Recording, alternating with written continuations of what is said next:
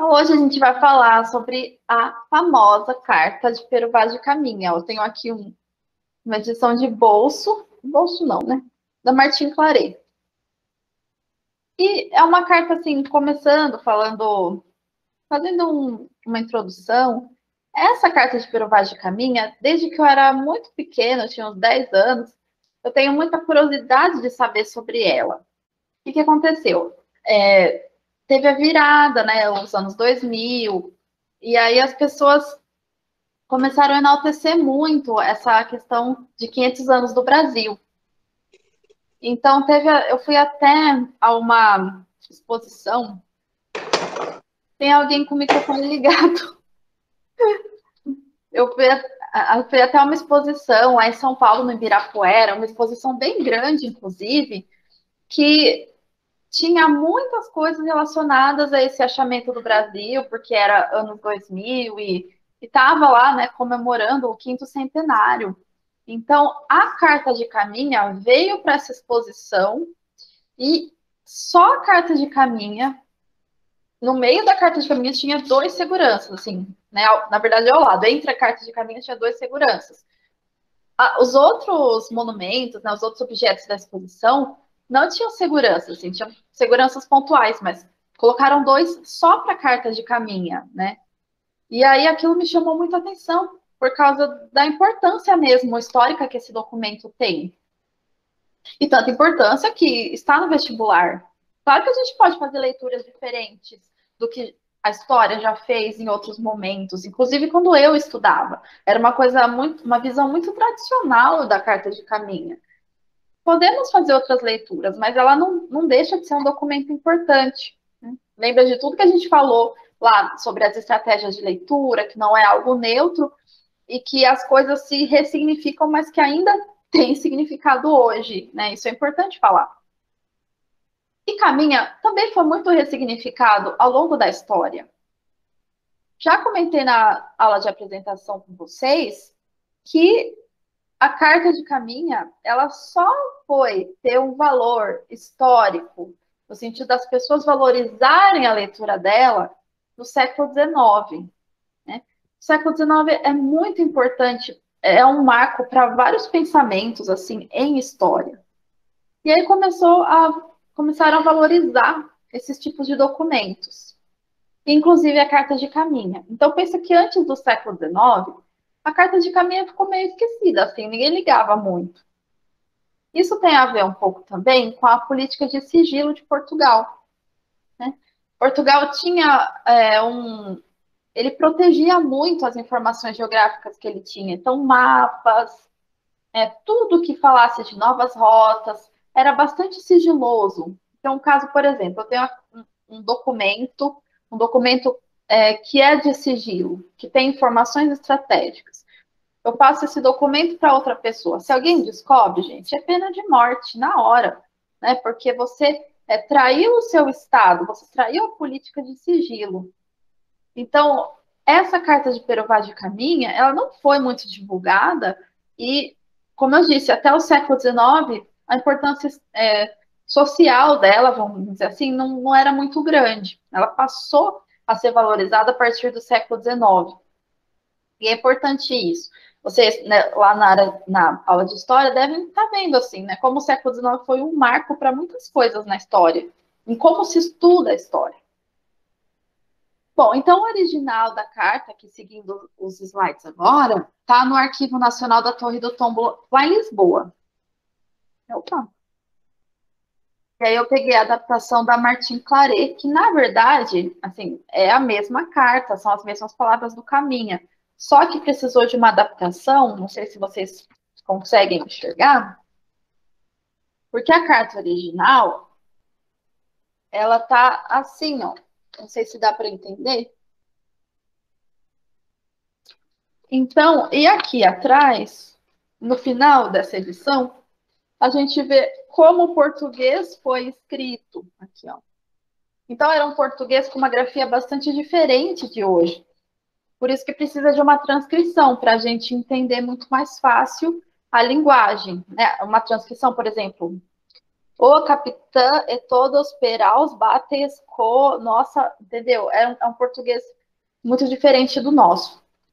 Então, precisa de um especialista para fazer essa transcrição em linguagem atual, na nossa ortografia, inclusive. Tá? Então, continuando, já mostrei esse mapa para vocês aqui na aula de introdução, né, que todos os professores se apresentaram. A carta de caminho está escrito logo no título, Carta a El Rei Dom Manuel. Né? E o rei Dom Manuel, ele teve por política, né, colocar a navegação, incentivar a navegação e dominar os mares, isso é claro. Então, nesse mapa aqui, ele se chama Carta Marina, de Martin Waldseemüller. É um cartógrafo muito importante da época, do século XVI, tá? E ele coloca o Dom Manuel aqui, né? Está escrito, se vocês virem em latim, está escrito Christianissime, o resto eu não consigo entender, né? Cristianíssimo, rei Dom Manuel. Então, ele está em cima de um monstro marinho, ou seja, ele tá. Isso é uma simbologia de ele está dominando os mares. Não existem mais perigos, não existem mais monstros. Eu domino esse monstro, porque eu estou em cima desse monstro, né? E porque a gente tem também outros elementos, por exemplo, a matemática, a gente tem aqui um compasso, se vocês verem bem. Então, essas ilustrações são importantes e o ensino por ilustrações, com certeza, assim, alguma prova de vocês vai aparecer alguma imagem, né, para vocês associarem com os conhecimentos que vocês têm. Bom, a carta de caminha tem um apelido, né, a certidão de nascimento da América. E como eu disse, a história que eu aprendi foi uma história idealizada, né, como se fossem os desbravadores que chegaram aqui, né, aquela coisa do herói, né, do herói Pedro Álvares Cabral, que era o comandante da expedição. Mas conforme a gente estuda, a gente percebe que isso é menos romantizado, né? Isso pode ser menos romantizado um pouco. Inclusive, eu deixei para vocês o Diário de Vasco da Gama. A viagem de Vasco da Gama foi um pouquinho anterior, né? Começou em 1497. Então, a circunnavegação da África, né, provar que a gente podia sair da Europa, circunnavegar a África e chegar à Índia, foi muito importante. A expedição do Cabral, em 1500, que gerou essa carta de caminha, ela tinha a mesma rota, a princípio, da de Vasco da Gama. Ela não queria vir, assim, não teve intencionalidade no sentido de vamos para o Brasil, entre aspas, né? Não teve intencionalidade de ir mais a oeste, né? A intencionalidade clara era que fosse a mesma coisa que Vasco da Gama, que saísse da Europa e chegasse à Índia. Né? Essa era a expedição, esse era o intuito da expedição, porque a Índia é que interessava. Né? Comércio, especiarias, aquela coisa toda que a gente já ouviu falar 1000 vezes. Né? Era isso que interessava. Existem muitas discussões se foi ao acaso ou não, mas a gente vai discutir aqui um grande tratado que veio antes de 1500, né, que é muito importante para a gente falar sobre descobrimento do Brasil. Alguém sabe o nome desse tratado? Vou dar uma dica. Um tratado entre Portugal e Espanha. Um tratado que dividia o mar, o Oceano Atlântico, sob o domínio de Portugal e de Espanha. Alguém tem palpite?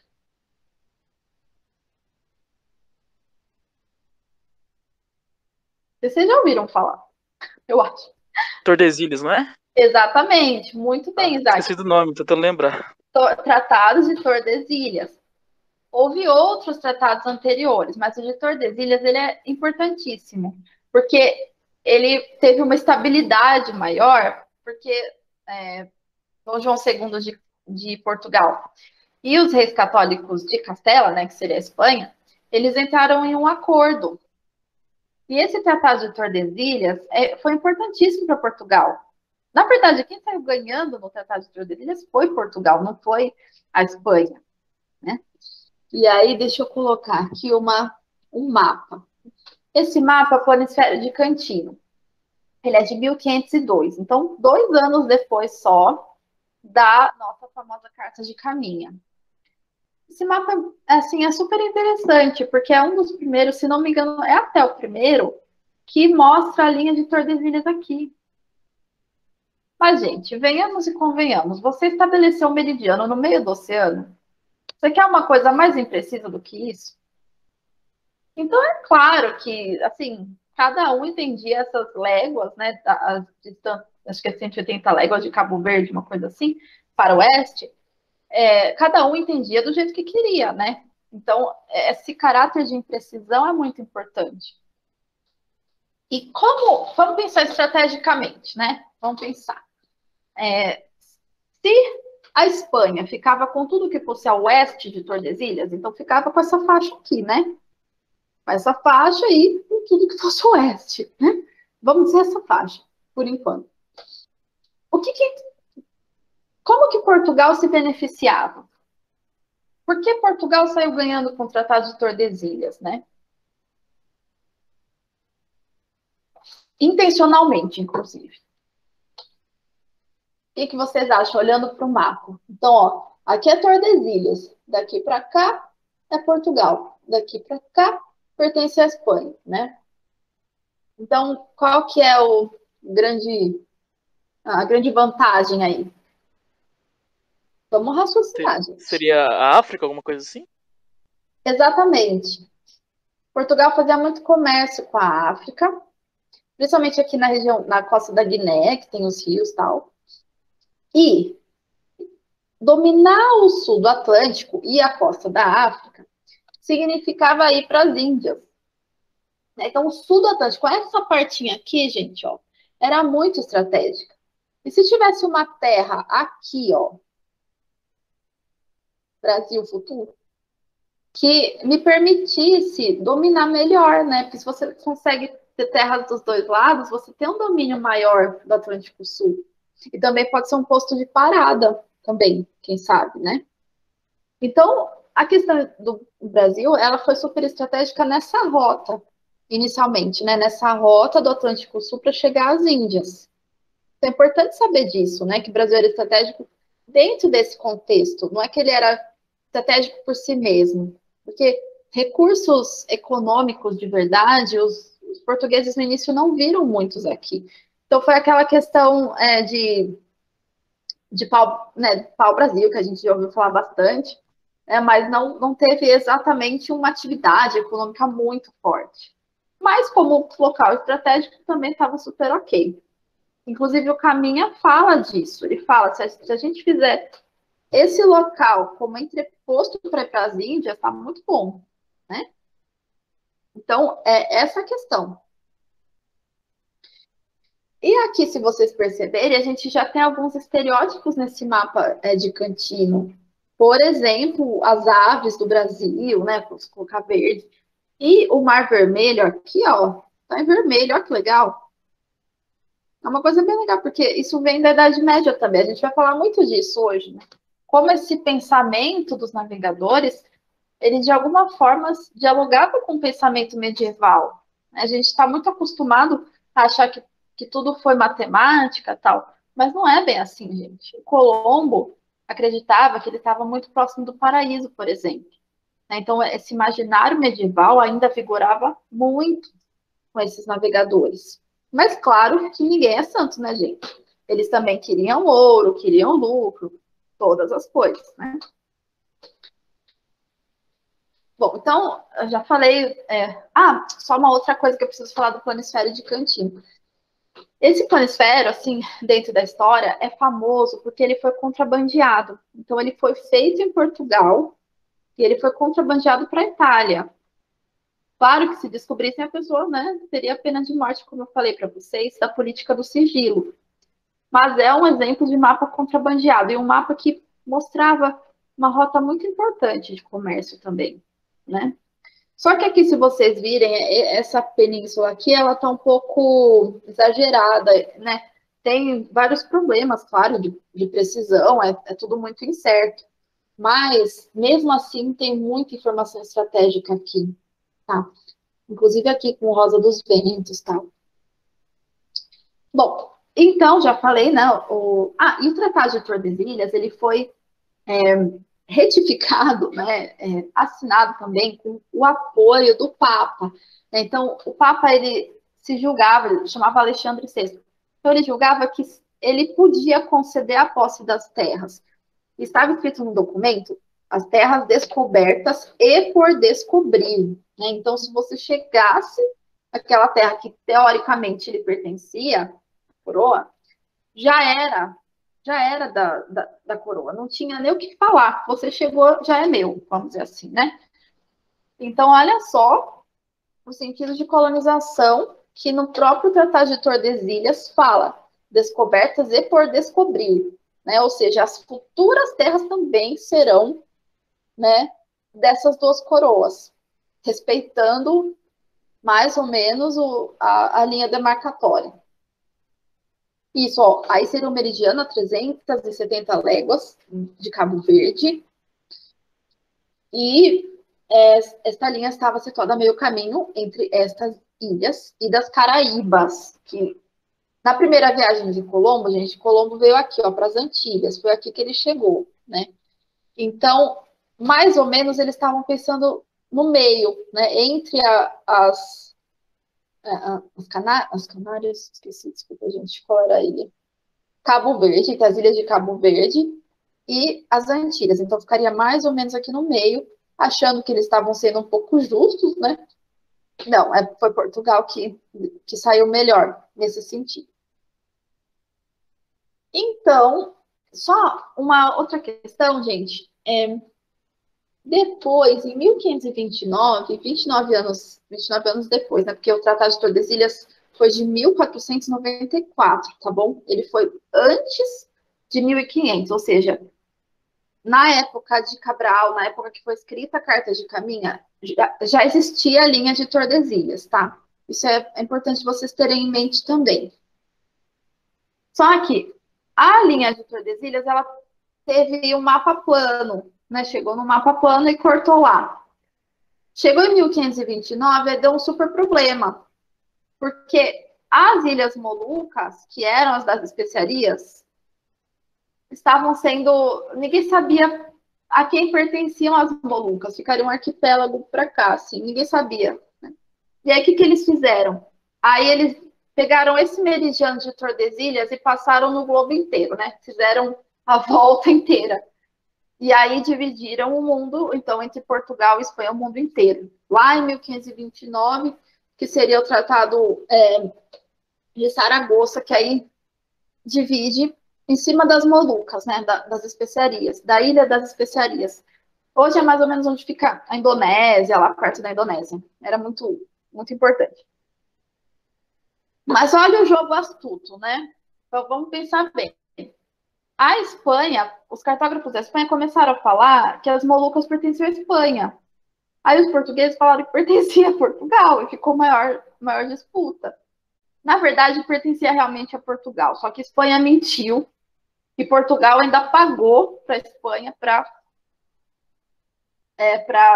ceder as Molucas, vamos dizer assim, né? Meio que foi um jogo aí da cartografia. Mas não vamos pensar em justiça aqui quando se divide o globo em duas coroas, né? Não dá para. Esse não é o nosso conceito aqui. Bom, e a Carta de Pero Vaz de Caminha, então, ela é o primeiro contato documentado dos portugueses, né? É o primeiro documento que a gente tem aqui sobre a América do Sul, sobre a costa do Brasil e o contato dos portugueses, né? Com os habitantes que aqui viviam. A embarcação eram 13 navios no início, né? 10 naus, 3 caravelas, cerca de 1.500 pessoas na tripulação, não era coisinha pequena. E quando eles passaram perto de Cabo Verde, gente, o Manaus se perdeu. E aí, quando vieram aqui para o Brasil, né, vieram com 12, não 13. Isso era muito comum, tá? Não precisa chorar, porque o que mais perderam foram caravelas ao longo dos mares. Bom, e aí foi avistado o Monte Pascoal, tal, que a gente chama de descobrimento do Brasil, tal, tal, tal. Que aí tem tudo lá na carta explicando. Depois eu vou falar um pouquinho do calendário para vocês, porque o calendário dessa época não era o nosso, tá? Não era o calendário gregoriano. O calendário gregoriano, ele é 15 dias depois do calendário da época, tá? Então, quando você fala 22 de abril, né? Acho que é 22, acho que é 21 de abril, que foi descoberto o Brasil, gente, não é, porque era outro calendário. Então, você tem que pôr 15 dias depois, né? Que aí a astronomia deu respaldo para a gente para atualizar o calendário. Mas isso é só um detalhe, isso não vai cair no vestibular. Mas é que nem a data que supostamente se comemora é uma data exata, né? Bom, e é provável sim, tá? Porque até isso já foi questão de vestibular. Do vento alísio. Que tem um vento alísio que ele circula, vamos dizer assim, o Atlântico Sul. Então pode ser que esse vento alísio ele tenha realmente empurrado o Cabral aqui para a costa do Brasil, né? Tenha facilitado todo esse intercâmbio, né? Eu não lembro, mas não lembro que ano, mas foi questão sim de vestibular. Gente, se vocês tiverem dúvida, sabe, me chama, porque é importante eu ter o respaldo de vocês, ter o feedback de vocês, tá? Se vocês estão entendendo também. E aí, Portugal avistou Monte Pascoal e o local que ele parou chamou de Porto Seguro. Não sabia se era terra ou ilha, porque Colombo já tinha chegado um monte de ilha, mas se chamou de Terra de Santa Cruz. E aí, olha, isso teve importância, gente. Isso teve importância sim. Por isso que não se sabe se foi ao acaso ou não, embora já houvesse o Tratado de Tordesilhas, porque Cabral, em vez de levar toda a frota dele para a Índia, ele pegou um navio e mandou para Portugal de volta, né? Só para contar essa história, né? Só para narrar e entregar a carta que fala desse contato com o futuro Brasil, né? Então, foi importante isso, né? Eles sentiram que era estratégico desde aquela época. Só que, sinceramente, não dá para falar a carta de Caminha sem entender um pouco os antecedentes da carta de Caminha, né? Isso é muito importante. Porque Caminha não escreveu da cabeça dele. Na verdade, escreveu, só que ele tinha referências anteriores. Referências, por exemplo, da viagem de Colombo, referência da experiência de Portugal na África, como eu falei, a circunnavegação de Vasco da Gama, eles tiveram muito contato com vários povos da costa da África, né? Inclusive com pilotos, teve pilotos lá da costa oriental da África que auxiliaram Vasco da Gama a chegar, pilotos árabes auxiliaram para chegar lá na Índia, né? Então tinha uma relação lá e eles conheciam vários habitantes, assim, os povos, e conheciam os muçulmanos também. Então, quando o Caminha veio né, ele não era neutro, ele tinha referência dos muçulmanos, ele tinha referência dos africanos, né? E ele tinha a referência de Colombo, e mais as referências todas medievais também, né? A gente está falando de 1500. E aí, o que ele vai falar? Como que ele... desculpa, esse é o Diário de Colombo, né? E aí, se você conhece o texto de Caminha, gente, é uma mão cheia, esqueci o termo, né? Por quê? Porque o texto de Colombo, aqui eu estou colocando para vocês o original, ó. O que o Colombo falou de verdade. O que ele falava dos habitantes de Cuba? Lá em 1492. Muito dóceis, sem conhecimento do que é o mal, sem assassinato nem roubo, não portam armas, são tão acanhados que uma centena foge ao ver um dos nossos. E no caso, Colombo escrevia para os reis de Castela, da Espanha, tá? Que se chamavam reis católicos Fernando e Isabel. O que ele fala para os reis? Vossas majestades precisam de determinação para torná-los cristãos. Olha só. Pois creio que, se começarem em pouco tempo, conseguirão a conversão de um bando à nossa fé. e conquistaram um grande domínio e riquezas de todos os habitantes para a Espanha. E olha aqui, né? Porque, sem dúvida, há nesses países uma quantidade tremenda de ouro. Que coisa, né? Quantos interesses. E aí eu coloquei aqui, ó, gente, de um livro. Esse livro aqui é um livro sobre Cristóvão Colombo. Foi dele que eu tirei essa citação. Esse autor, ele chama Bear Green. Ele fala assim: Deus e ouro. Haveria razões melhores para fundar um império do outro lado do oceano? Então, aqui a gente tem um pouquinho as motivações, né, de Colombo, que ele deixava muito claro, assim, né? Colombo era uma figura singular. Então, assim, quando a gente fala no Renascimento e tal, a gente tem que pensar que foi um período contraditório. A gente aprende na escola, não sei como vocês aprenderam Renascimento na escola. O que vem à mente logo que pensa em Renascimento? Quem vem à mente ou qualquer situação? A gente faz uma ideia. Por favor, falem. Quero ouvir.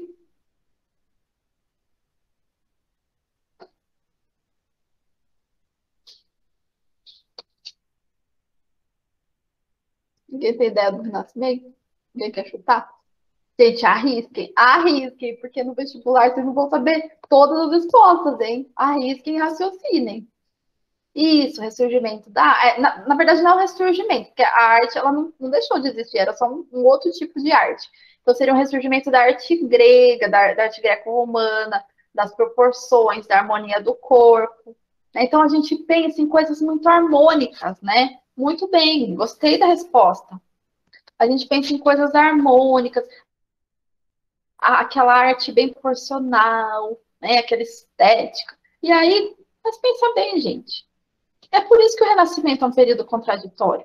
Como que eles puderam, assim, ter tanto um senso estético, um senso de harmonia na arte, por exemplo, e fazer genocídios? Então, são esses detalhes que esconderam da gente em muitos anos e séculos até. Né? E agora a gente tem que pensar de forma mais crítica. Então, e outra coisa, a gente fica falando de genocídio tal, né, dos povos indígenas, que foi um genocídio brutal, mas lá na Europa mesmo, tinha, por exemplo, caça às bruxas, e tinha lutas sangrentas entre protestantes e católicos. Né? Então, a gente não pode deixar Renascimento, é tudo lindo. Isso daí foi uma historinha que contaram pra gente. Né? A gente juntava muitas coisas contraditórias. E aquela coisa, né? A Inquisição, tal. Então, a política de extirpação da idolatria praticada na América, no final do século XVI, primeira metade do século XVII, ela se inspirava aonde? Aonde não? Em quê? Caça às bruxas que ocorria na Europa. E a caça às bruxas na Europa era pior ainda, porque envolvia pena de morte, envolvia tortura, né? Aqui ainda eles meio que discutiram, poxa, indígenas, tal, será que é a pena de morte o caso, né? Ainda teve uma discussão, né? Mas lá na Europa era brutal. Bom, a realidade. Ah, só. Não, isso daqui eu vou deixar para depois. Que é uma questão de vestibular bem importante. Esqueci, eu estou no slide. Qual slide? Esqueci. Slide não.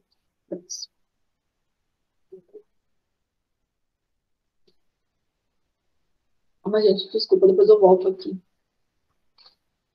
E aí, quando eu falo de Colombo, né, eu estou falando também, Colombo foi uma pessoa extremamente medieval, assim, né? Então, as pessoas fazem dele um herói, só que a mente dele era medieval. E nisso eu não estou querendo ter preconceito com a Idade Média, tá? Só que a gente tem que entender que ele acreditava que o paraíso existia na Terra, que ele acreditava nas maravilhas, e, ao mesmo tempo, no mesmo ano que ele chegou na América, os judeus e os muçulmanos foram expulsos da Espanha.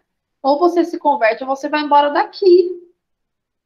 E isso era visto pelo Colombo como uma missão. Ele tem a missão de catequizar o mundo, que inclusive, se vocês verem o nome dele, é Cristóvão Colombo, né? Ele é o Cristóvão, e em espanhol, por exemplo, se fala Colón. Ele é o colonizador em nome de Cristo.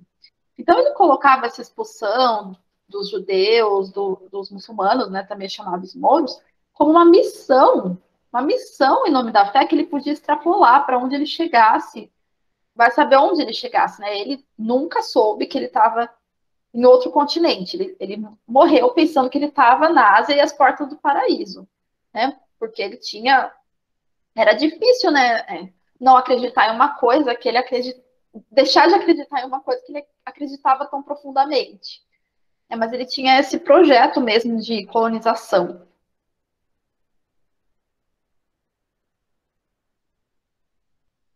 E aí, daquele acerto que a gente viu, daquele trecho que a gente viu, que ele falava que eram inocentes, para o rei de Castela, né? Para os reis de Castela. Que Colombo falava, são pessoas inocentes, são pessoas que vão se converter fácil. A gente não sabe bem qual foi a influência da carta de Colombo em Caminha. Mas olha só essa parte do Caminha que eu vou ler para vocês. Assim, Senhor, tá? E Senhor, Dom Manuel.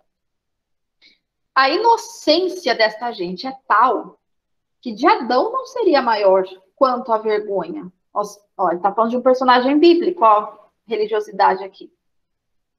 Ora, veja, Vossa Alteza, se quem em tal inocência vive, mesma palavra, inocência, se converterá ou não, ensinando-lhes o que pertence à sua salvação.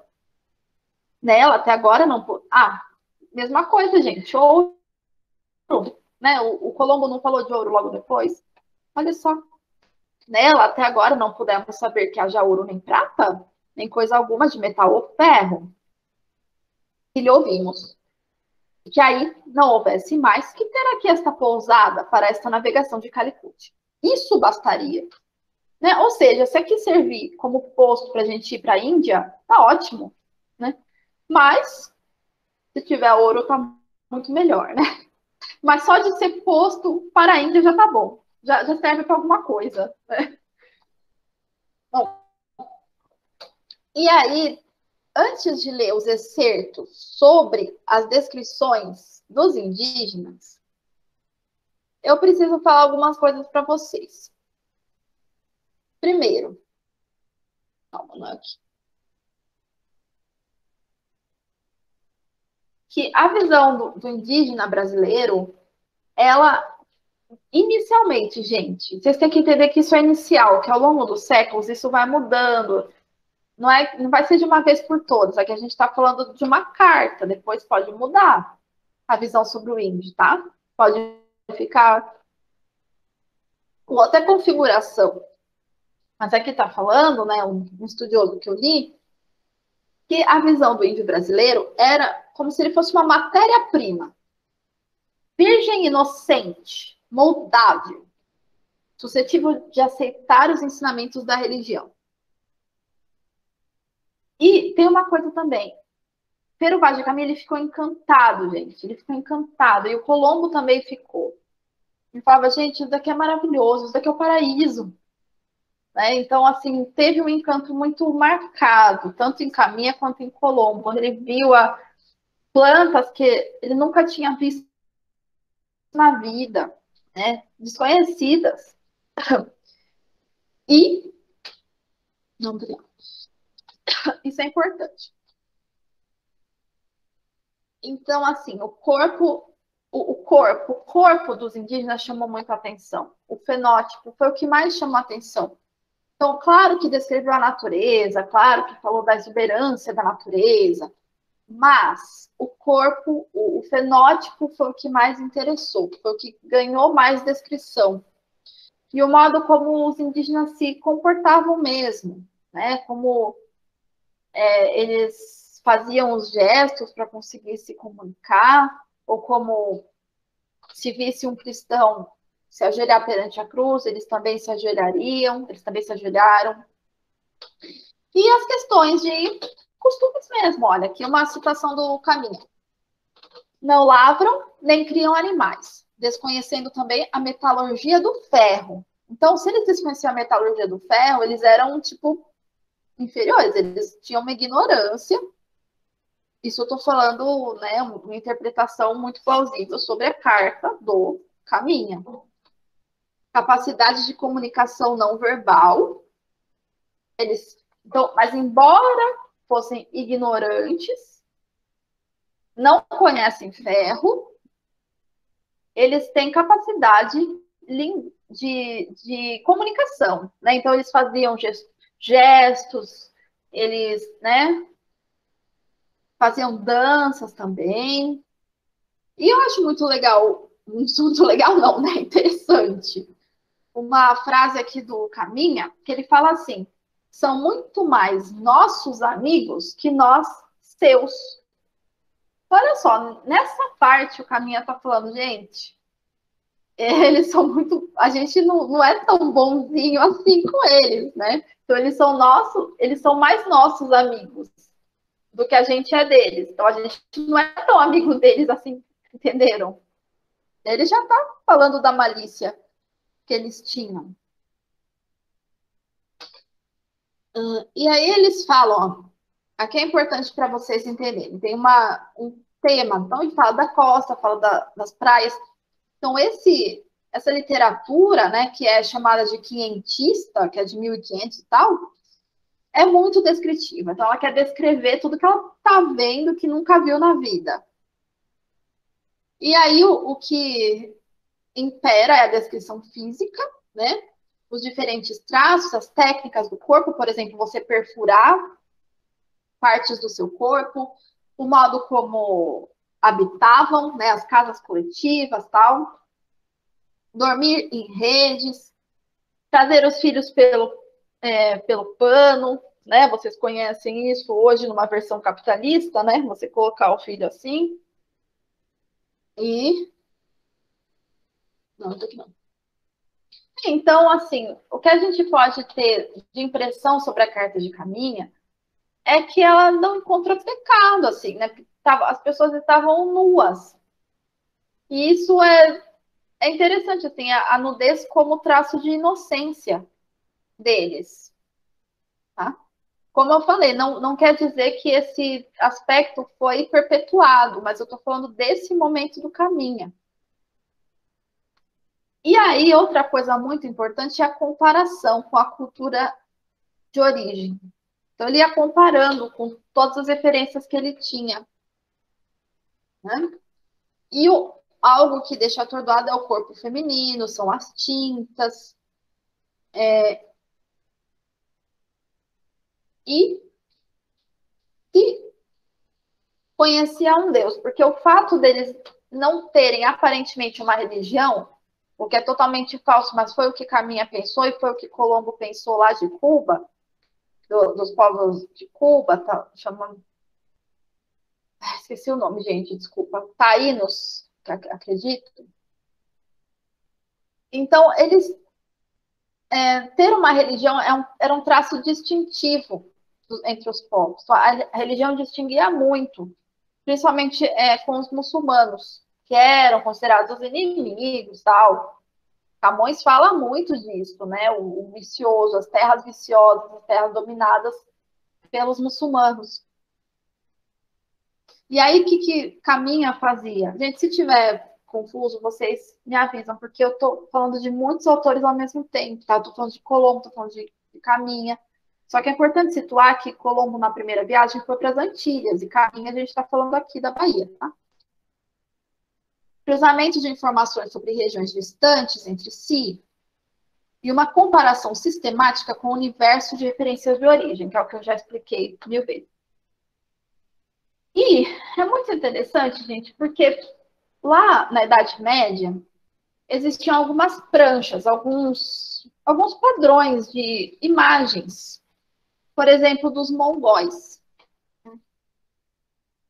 E Colombo e vários outros falaram que os indígenas não tinham pelos no corpo. Só que em ilustrações sobre essas cartas, se coloca, por exemplo, os indígenas com barba. Então aqui a gente tem um apego muito grande às referências medievais, às referências anteriores. É porque qual a razão de você falar que os indígenas não têm pelos e de repente um desenhista fazer os indígenas com barba? Então é esse o apego, né, ao que você as suas ideias anteriores. É que é a mesma coisa. Eu já falei. Bom, e uma coisa importante também, que a gente vai falar até mais na aula que vem, com uma questão mais crítica mesmo, tá bom? É a lógica colonial, né, de dominação e exploração. Eu acredito que esse sentido ele vai ser bastante enfatizado no vestibular. Eu sempre falo, eu não tenho bola de cristal, mas a gente pode ver as probabilidades, né? A lógica colonial de dominação e exploração. O silêncio dos dominados, né? Porque quem contou essa história foi Caminha. A gente conhece o lado português só. A gente não conhece o outro lado.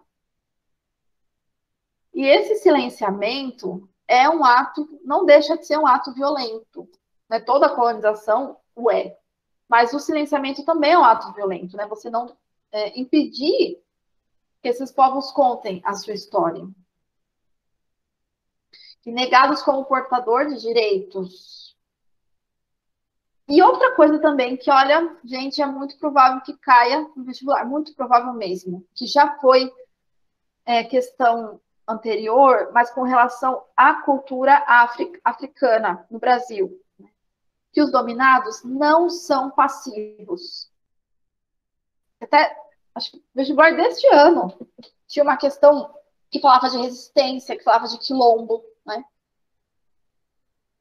Então, eles não são passivos no sentido de que não há possibilidade de se revoltar. Eles são, sim, encaixados de forma violenta, né, nesse sistema colonial. Mas a questão é que houve resistência. Né? A existência da resistência ela é importante para o vestibular, né? Para vocês terem essa noção. Então, eles eram ativos nas disputas para sair da condição de dominado. Só que a violência sistêmica, a violência sistêmica? A violência sistêmica é um projeto político.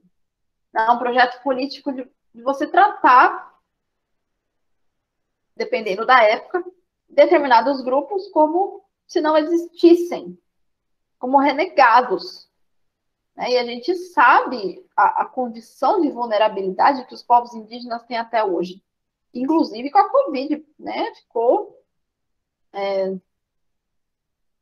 Como você faz, né? E nem vou falar aqui de disputa por terras, que aí eu vou ficar até amanhã falando. E essa questão da violência sistêmica, né, de um projeto político de violência, não se restringe à violência física, é você tirar essas pessoas da memória, tirar essas pessoas da história, para elas não terem voz para contar a sua história. E também há formas sutis de coerção, de dominação e exploração, incluindo a ameaça, a violência, a gente sabe.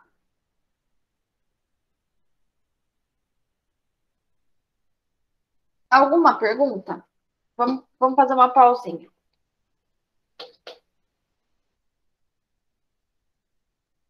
É importante que vocês formem uma visão crítica sobre isso, né? A gente não está na educação bancária que eu falo e deposito em vocês. Não, né? A gente é uma questão de diálogo mesmo.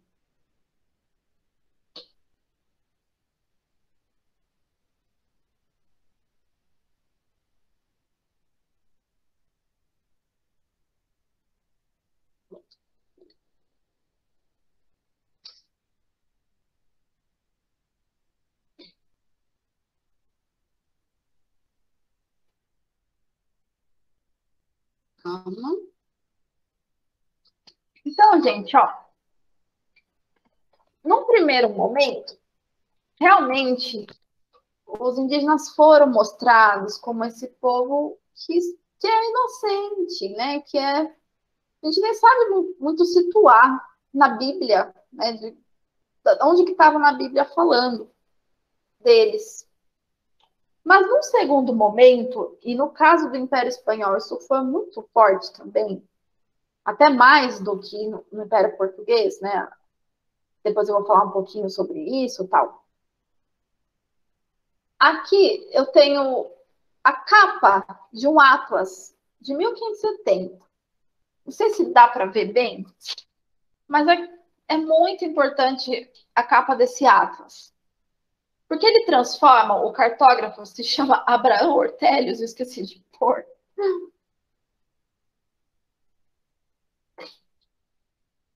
Ele transforma os continentes em personagens femininas.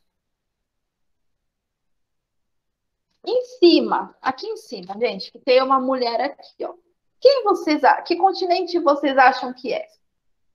Pensando Eu- na lógica. Europa? Isso, pensando na lógica, muito bem. É a Europa, é a personificação da Europa. E, né, não por acaso, ela está em É. cima desse teatro. E ela segura, não dá para ver bem aqui, mas ela está segurando um formato de um mundo, é uma esfera que tem uma cruz em cima. Então é como se ela estivesse navegando, controlando o leme deste mundo, que é o teatro do mundo. Né? Teatro mesmo, né? Tem o formato de um teatro. E aí, vamos um pouquinho para baixo, né? Vamos para baixo. Infelizmente, a gente tem que falar isso. A esquerda, que é a direita da Europa, né? É a nossa esquerda, só que é a direita dessa mulher Europa. Quem vocês acham que é? A Ásia? Exatamente, a Ásia.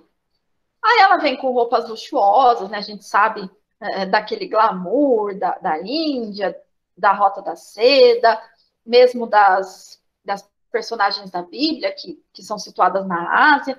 Então ela já tem, né? E ela vem com um incenso na mão, que é para mostrar aquela religião, né? Ela tá bem chique, essa Ásia. É porque uma coisa a gente. Não é também as nossas impressões, a gente tem que entender como era na época, né? Como eles pensavam na época. A Ásia aqui, ela tá vestida ricamente. Agora, talvez para os nossos olhos não dê para enxergar muito, tá? Então, a nossa direita e a esquerda da Europa. Estaria quem? A África, eu acho? Ou é a Exatamente, América? a África. É a África. A África Sei. é simbolizada, personificada por uma mulher negra que está seminua. E aí ela já não está em trajes luxuosos como a Ásia, né? Ela está assim, um traje bem simples, ela oferta, na verdade, gente, elas estão ofertando, tá? Aqui, ó, a Ásia oferta incenso para a Europa e a África oferta um ramo de bálsamo, tá? Mas assim, apesar de tudo, essas três estão ainda dentro da arquitetura, né? Que seria o mundo antigo, o mundo da antiguidade da Idade Média, que era três continentes, tripartite, né? Europa, Ásia e África. Tá. E aí? Vamos para baixo, vamos sair. Como é que fala? Excluído dessa arquitetura, tem mais duas aqui embaixo. Duas mulheres. Quem seria a de baixo aqui? Aqui tá sentada. Eu não faço ideia, não sei se é América ou não. Exatamente, a América. Agora a América já está inteira nua, inteirinha. E infelizmente não dá para vocês Ah, faz enxergarem, sentido. gente, né? Mas ela tem longos cabelos, ela parece uma Eva depois de ter pecado. Ela segura uma mão, ela segura com a mão dela uma cabeça decepada, uma cabeça de canibalismo, uma cabeça europeia, ela é uma ameaça. Aqui a gente está falando de 1570. Eu não estou falando de nenhuma inocência.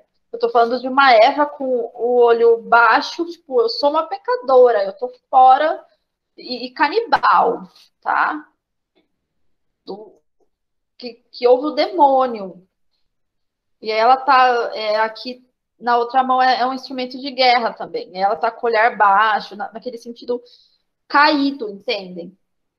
E aí aqui essa metade que é só um busto, aí a gente está falando da Terra do Fogo, assim, que nem era conhecida, então como não se conhece, então ela só está a metade. Também não, né, não entra muito na nossa questão agora, que a gente está falando da América. Entendem? Então, esse foi um processo, assim. Um processo que depois culmina no de falar canibalismo, né? E estereótipos também. E aqui a gente está falando da relação com o outro, e a gente está falando de você transformar o feminino em algo ameaçador, em algo que tem a ver com o monstro. Porque como a esfera da culinária é uma esfera que tradicionalmente foi colocada na mulher, né, o canibalismo também, né, vai acompanhar essa monstruosidade. Eu não estou falando que Caminha falou de canibalismo, gente. Não é isso. Eu só estou falando que provavelmente a gente tenha um enfoque crítico no vestibular com relação aos indígenas e essa questão da colonização, né, de você se sentir superior, olhar de cima, como aquela Europa. Eu só quis ilustrar, né, como se olhava de cima. E aqui a gente está falando da capa de um atlas. Né? Então, os mapas também eram isso. Né? Você olhar de cima e você querer dominar. E aqui, ó, de quase daqui a um pouquinho depois, é de 1656, tá? A gente já está no século XVII. Mas olha aqui, eu tenho a capa de um tratado de anatomia, por exemplo, né? E aqui a gente tem um monte de homem olhando um corpo de cima também. Atrás a gente tem o globo, né? Então, esse olhar, tipo, eu te olho de cima, né? Então eu tenho domínio sobre você e seu corpo. É uma coisa muito forte, tá? Isso eu já falei. E aqui em mapas a gente tem também os canibais, ó, aqui nem convém ficar explicando muito, que não é o foco, mas a gente tem aqui no Brasil situado canibais, né, cortando membros humanos, provavelmente de europeus, né, que se sentem ameaçados. E aqui é o mesmo mapa, tá, gente? Só que um é um pouquinho mais para o sul. Os Patagônios com os gigantes patagônios, né?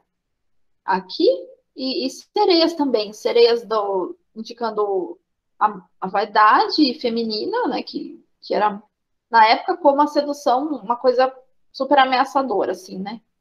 Da mulher em si.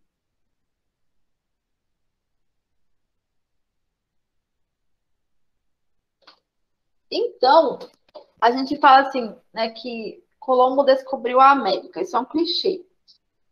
Mas eu até peguei aqui uma citação de outro autor que chama Perry.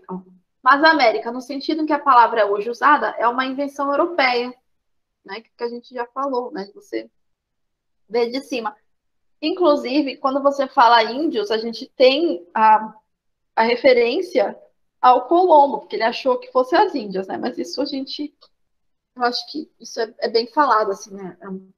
É uma informação bem famosa já. Então, para a igreja era um combate entre Deus e Satã. Isso eu estou falando depois, eu não estou falando exatamente de caminho, né? Como eu já deixei claro. Então, eles tinham essa questão, né? Tinha que aceitar a verdadeira fé pelo batismo e tal. Só que o que eu já falei para vocês que cai no vestibular. A realidade religiosa de hoje na América Latina, isso é uma citação de outro historiador, demonstra o caráter superficial da cristianização autoritária do poder colonial. No Brasil, cultos clandestinos subsistiram e agora afloram entre os índios e, sobretudo, entre os negros, trazidos da África.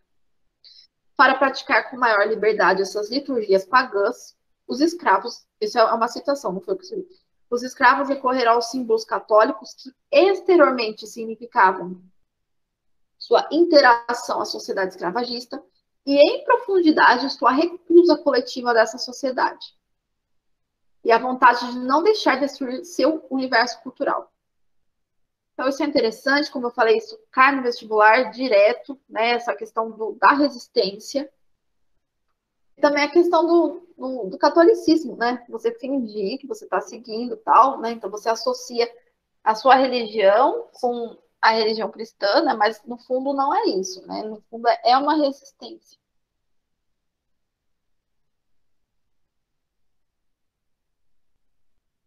Se tem mais alguma coisa para falar.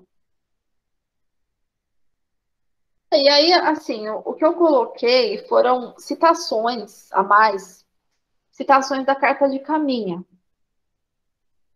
A Carta de Caminha é uma descrição, então ela não tem aquela preocupação estética, né? Ela não quer fazer rima, né? Está descrevendo. A principal preocupação não é estética. Então, por isso, às vezes, ela fica um pouquinho maçante, como eu já expliquei na aula passada. Então, eu deixei para vocês um resumo que eu fiz. Não é um resumo com as minhas palavras, é um resumo com trechos da carta, só que e eu sigo a ordem cronológica também. Tem um que é de 3 páginas, tem outro que é de 6 páginas. Quem leu de 6 não precisa ler o de 3, porque o de 3 é o resumo do 6, do de 6, né? Que é a de 6 é a versão 1, se não me engano. Então, eu vou pedir para vocês lerem assim com bastante cuidado, escreverem o que vocês acham crítico, para a gente discutir na próxima aula, né? Porque a próxima aula ainda é caminha, e eu quero que na próxima aula a gente saia um pouco dessa coisa de decorar. Ele descreveu mais os fenótipos, as características corporais, né? Que a gente saia um pouco disso, que a gente raciocine um pouco mais e com mais criticidade sobre tudo isso que a gente está vendo, né? É bastante importante. E outra coisa que está bem presente na carta, que vocês vão perceber muito bem, é o escambo. Né? Logo que os portugueses, tal, Cabral, chegaram, eles já deram, por exemplo, contas, eles falam que é contas, né, de vidro, que seriam pequenos colarezinhos, assim, e eles sabiam que isso não tinha valor nenhum. Os portugueses sabiam que isso não tinha valor nenhum. Mas aí eles começaram a trocar. Por exemplo, ó, aqui uma citação. Quando eu falo citação, que é exatamente as palavras que o autor usou. Traziam alguns deles arcos e setas, que todos trocaram por carapuças, ou por qualquer coisa que lhes davam. E é interessante essa estratégia, né? Ó, você dá uma carapuça, ou qualquer coisa, e aí você me dá seu arco e sua seta, né? Porque o arco e a seta, no fundo, são armas. E aí depois a gente sabe que teve uma missa, que até a imagem da missa foi questão de vestibular da primeira fase deste ano. A prova foi no ano passado. E o momento da confecção da cruz, né, as missas e a reação dos indígenas aos ritos religiosos também suscitaram curiosidade. Né? Então, assim, teve o momento da missa, teve o momento que os indígenas se ajoelharam, imitando, né, um comportamento imitativo dos portugueses. E isso deu a entender que eles iriam se catequizar rapidinho, assim, né? E aí seria a missão. E outra coisa importante é que, principalmente no Império Espanhol, olha só, você falar que eles são do demônio, por exemplo, né, que eles ouvem vozes do demônio, que eles adoram o demônio, foi uma grande desculpa para a escravização. Né? Então, a gente precisa ver, como eu falei, de forma crítica, né? Você fala que o outro é do demônio, aí você escraviza. Então, é bem sério, né? E a gente precisa pensar nisso. E outra coisa que eu quero falar para vocês é que já faz, se não me engano, ai, gente, desculpa, não lembro o ano. Não lembro o ano. Vou pesquisar melhor. Mas teve uma lei, né, que obriga mesmo a ensinar história indígena, história cultura africana nas escolas. Por que isso? Por que precisa de lei? A gente não precisaria de lei. Seria questão de honestidade histórica, né? Mas precisa de lei porque simplesmente foram excluídos da história, né? Quando a gente aprende, a gente esquece. Quando vai ensinar história, A gente tem uma história europeia que, como eu falei, né, a Unicamp ela não está coadunando com essa história europeia e eurocêntrica. A gente tem que pensar em outros grupos que foram silenciados, como eu já disse. E eu acredito que um dos motivos para estar no vestibular é isso, né? Pelo silêncio. Aqui a gente está vendo a descrição pela ótica de Portugal. Mas mesmo assim ainda traz questões críticas para a gente. E a carta, como eu falei no início, é um documento histórico importantíssimo, né? Como a gente vai interpretar, como a gente vai interrogar esse documento, é uma coisa nossa, metodológica nossa, da nossa atualidade. Mas ela não deixa de ser um documento importante. Pode ser que no século XIX as perguntas sobre este documento fossem diferentes, e eram mesmo. Mas hoje ela ainda tem coisa para nos dizer, vamos dizer assim, dependendo de como a gente interroga. Tá bom? Então, a aula que eu preparei para vocês hoje era essa, tá bom? Se vocês têm alguma pergunta, né? Estou aberta para vocês perguntarem mesmo, né? Indagarem, serem críticos com relação ao que eu estou falando. Entenderam? Então, realmente, assim, o acesso à saúde, o acesso à educação é mais precário se compararmos com vários grupos. Então, isso é vulnerabilidade. Eu não estou falando que a educação tá mil maravilhas, mas entendem? Comparado com outros grupos, é ainda mais vulnerável, e é isso o problema, tá? E, como eu falei, a Covid ainda acentua ainda mais essa vulnerabilidade. E a gente tem que pensar nisso também, né? Foi tema de redação. O diário que teve que fazer era isso. É você pensar em uma pessoa que é vulnerável, né? Você se colocar no lugar dela e como você escreveria. E aí tem que pensar em toda a linguagem que você usa e como você vai ser convincente de que você é realmente aquela pessoa, de que você se colocou no lugar, de que você encarnou, como essa pessoa entenderia o mundo e reagiria diante de certas situações. E aí, por isso que eu estou falando da vulnerabilidade, que, assim, como eu falei, a gente nem vai falar de demarcação de terra, senão ficaria até amanhã, né?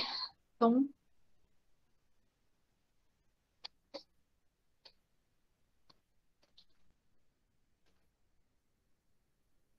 querem falar mais alguma coisa, comentar? Então, assim, leiam com carinho. Se não der tempo, se fala, não tenho tempo mesmo, leia as 3 páginas. Agora, eu tenho um tempinho a mais. Leia as 6 páginas. É que vai ajudar vocês. E eu acho que se for cair, que assim, a gente está se preparando, mas talvez nem caia a carta de caminho. É difícil não cair, né? Porque acabou de entrar no vestibular esse ano. Mas se for cair, é muito provável que caia esses textos que eu mostrei para vocês, tá? São os mais discutidos, na verdade, mas tudo pode acontecer. Tá bom? Beleza. Ah, gente, vocês estão tão quietos.